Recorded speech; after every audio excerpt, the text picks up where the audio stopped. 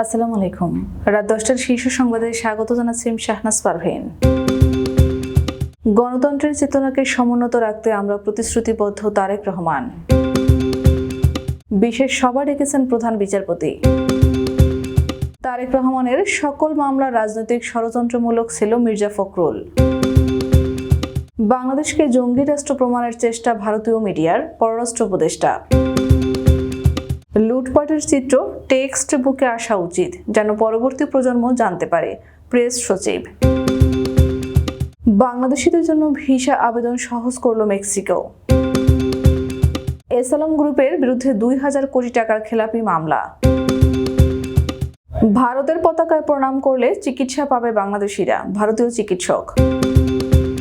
তারেক রহমান খালাস পাওয়ায় নয়াপল্টনে আনন্দ মিছিল। যুবলীগ নেতাকে পুলিশের গাড়ি থেকে ছিনিয়ে নিলেন যুবদল নেতা। সৌদি আরবে আবারও 19,000 প্রবাসী গ্রেফতার। ডেঙ্গুতে আরও 6 জনের মৃত্যু। ভারত সহ 5 দেশকে ট্রাম্পের কড়া হুঁশিয়ারি, বাড়াবাড়ি করলে বন্ধ মার্কিন দুয়ার। শুনছিলেন শিরোনাম, এবার বিস্তারিত। বিএনপির ভারপ্রাপ্ত চেয়ারম্যান তারেক রহমান বলেছেন, আমরা গণতন্ত্রের চেতনাকে সমুন্নত রাখতে প্রতিশ্রুতিবদ্ধ। সেই গণতন্ত্র যা বিভিন্ন ধর্মীয় বিশ্বাস, আস্থা ও আদর্শকে ধারণ করে।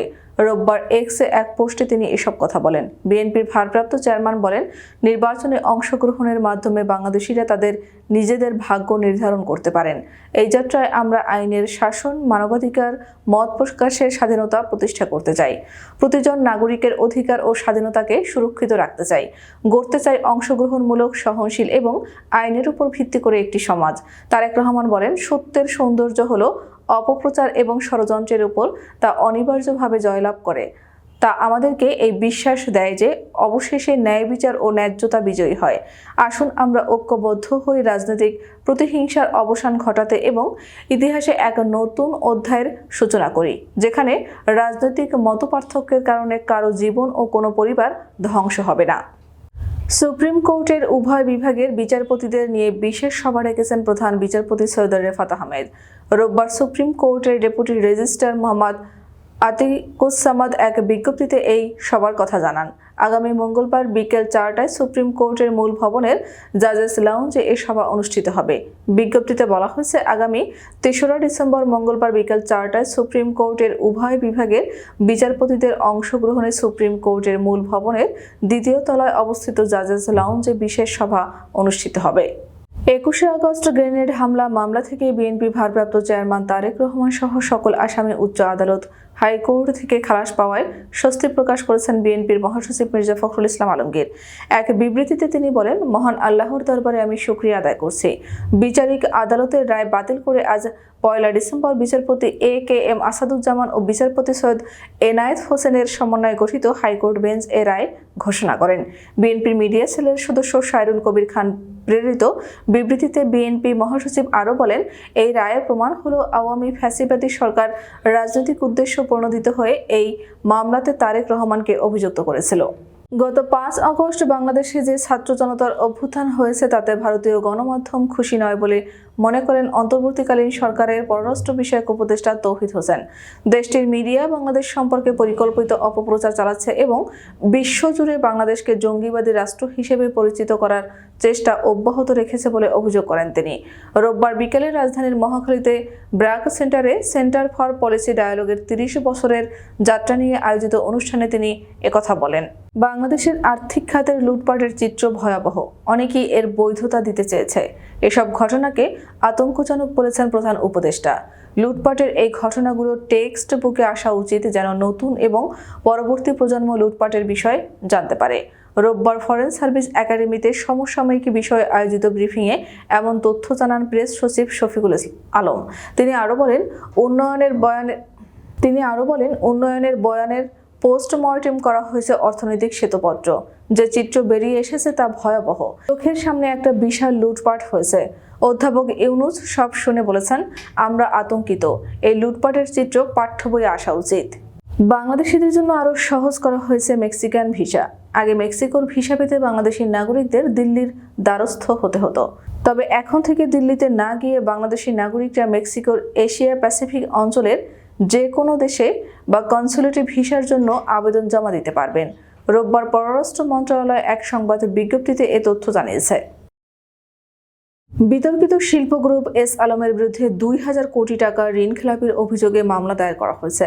রোববার চট্টগ্রামের অর্থ ঋণ আদালতের বিচারক মুজাহিদুর রহমানের আদালতে মামলাটি দায়ের করে রাষ্ট্রায়ত্ত জনতা ব্যাংক। বিষয়টি নিশ্চিত করেছেন সংশ্লিষ্ট আদালতের বেঞ্চ সহকারী রেজাউল করিম। মামলায় ২৪ ব্যক্তি প্রতিষ্ঠানকে বিবাদী করা হয়েছে। আদালত মামলাটি গ্রহণ করে বিকেলে আদেশ দেন। পশ্চিমবঙ্গের শিলিগুড়ির এক চিকিৎসক বলেছেন তিনি বাংলাদেশিদের চিকিৎসা দেবেন, কিন্তু এর জন্য ভারতীয় পতাকায় প্রণাম করে তার চেম্বারে প্রবেশ করতে হবে।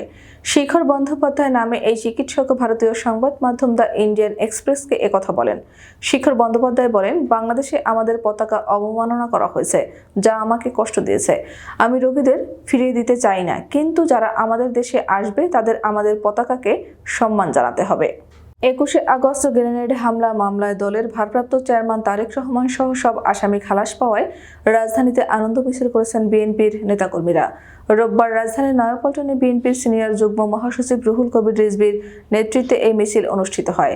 নয়াপল্টন থেকে মিছিলটি শুরু হয়ে নাইট অ্যাঙ্গেল মোড় ঘুরে আবারও নয়াপল্টনে গিয়ে শেষ হয়। এতে বিএনপি ও অঙ্গ সংগঠনের শত শত নেতাকর্মী অংশ নেন। গাজীপুরে যুবলীগের নেতাকে গ্রেফতার করে থানায় নিয়ে যাওয়ার সময় পুলিশের গাড়ি থেকে ছিনিয়ে নেওয়ার অভিযোগ উঠেছে যুবদলের এক নেতার বিরুদ্ধে। শনিবার বিকেলে সদর উপজেলার ভাওয়ালকর ইউনিয়নের মেম্বারবাড়ি এলাকায় এই ঘটনা ঘটে। ওই যুবলীগ নেতার নাম মোহাম্মদ রাজু আহমেদ। তিনি গাজীপুর সদর উপজেলা যুবলীগের সহসভাপতি। আর যুবদল নেতা হলেন মামুন শিকদার। তিনি সদর উপজেলার ভাওয়ালগড় ইউনিয়নের ৪ নম্বর ওয়ার্ড যুবদলের সাধারণ সম্পাদক। আটক যুবলীগ নেতাকে যুবদল নেতার নেতৃত্বে পুলিশের কাছ থেকে ছিনিয়ে নেওয়ার ঘটনার সত্যতা নিশ্চিত করেছেন জেলা পুলিশের জয়দেবপুর থানার ভারপ্রাপ্ত কর্মকর্তা আব্দুল হালিম। সৌদি আরবে আরও ১৯,০০০ প্রবাসী শ্রমিক গ্রেপ্তার হয়েছেন। দেশটির স্বরাষ্ট্র মন্ত্রণালয়ের বরাত দিয়ে এই তথ্য জানিয়েছে আরব নিউজ। গতকাল শনিবার এক বিবৃতিতে স্বরাষ্ট্র মন্ত্রণালয় জানায়, আবাসন, শ্রম ও সীমান্ত সুরক্ষা আইন লঙ্ঘনের দায়ে এই এক সপ্তাহে ১৯,০২৪ জন প্রবাসীকে গ্রেফতার করেছে সৌদি প্রশাসন। গত ২১শে নভেম্বর থেকে চলে সর্বশেষ এই গ্রেফতার অভিযান। বিভিন্ন সরকারি সংস্থার সদস্যদের নিয়ে গঠিত যৌথ বাহিনী এই অভিযান চালানো হয়। দেশে গত ২৪ ঘন্টায় ডেঙ্গু নিয়ে হাসপাতালে ভর্তি হয়েছেন ৮৮২ জন। এ সময় ডেঙ্গু আক্রান্ত হয়ে মারা গেছেন ৬ জন। আজ রবিবার স্বাস্থ্য অধিদপ্তরের হেলথ এমার্জেন্সি অপারেশন সেন্টার ও কন্ট্রোল রুম থেকে এই তথ্য জানানো হয়। চলতি বছর ডেঙ্গুতে এখন পর্যন্ত আক্রান্ত হয়েছেন ৯২,৩৫১ জন, আর মশাবাহিত রোগটিতে মারা গেছেন ৪৯৪ জন। যুক্তরাষ্ট্রের নবনির্বাচিত প্রেসিডেন্ট ডোনাল্ড ট্রাম্প জানিয়েছেন, তার প্রশাসনের সময় ব্রিক্স জোটভুক্ত দেশগুলো ডলারের বিকল্প হিসেবে নতুন মুদ্রা তৈরির পরিকল্পনা সম্পূর্ণ ছাড়তে হবে। তার কথা না মানলে ১০০% পর্যন্ত শুল্ক আরোপের হুমকি দিয়েছেন প্রেসিডেন্ট ডোনাল্ড ট্রাম্প। স্থানীয় সময় শনিবার দুপুরে ট্রুথ সোশ্যাল প্ল্যাটফর্মে ট্রাম্প লিখেছেন, ব্রিক্সভুক্ত দেশগুলো ডলারের উপর নির্ভরশীলতা কমানোর অপচেষ্টা করবে, আর আমরা নীরবে তা দেখে যাব এমনটি হতে পারে না। আমরা এই দেশগুলো থেকে প্রতিশ্রুতি চাই যে তারা নতুন ব্রিক্স মুদ্রা তৈরি করবে না বা ডলারের পরিবর্তে অন্য কোনো মুদ্রাকে সমর্থন দেবে না। আমাদের আগামীকাল দুপুর ২টার শীর্ষ সংবাদ দেখার আমন্ত্রণ জানিয়ে এখনকার মতো বিদায় নিচ্ছি। দর্শক, ভিডিওটি শেষ পর্যন্ত দেখার জন্য আপনাকে অসংখ্য ধন্যবাদ। নিত্য নতুন সংবাদ পেতে আমাদের ইউটিউব চ্যানেলটি সাবস্ক্রাইব করুন ও নিয়মিত নোটিফিকেশন পেতে বেল বাটনটি ক্লিক করুন এবং আমাদের ফেসবুক পেজটিতে লাইক করুন। এছাড়াও আমাদের ভিডিওতে লাইক দিয়ে শেয়ার করুন। আল্লাহ হাফেজ।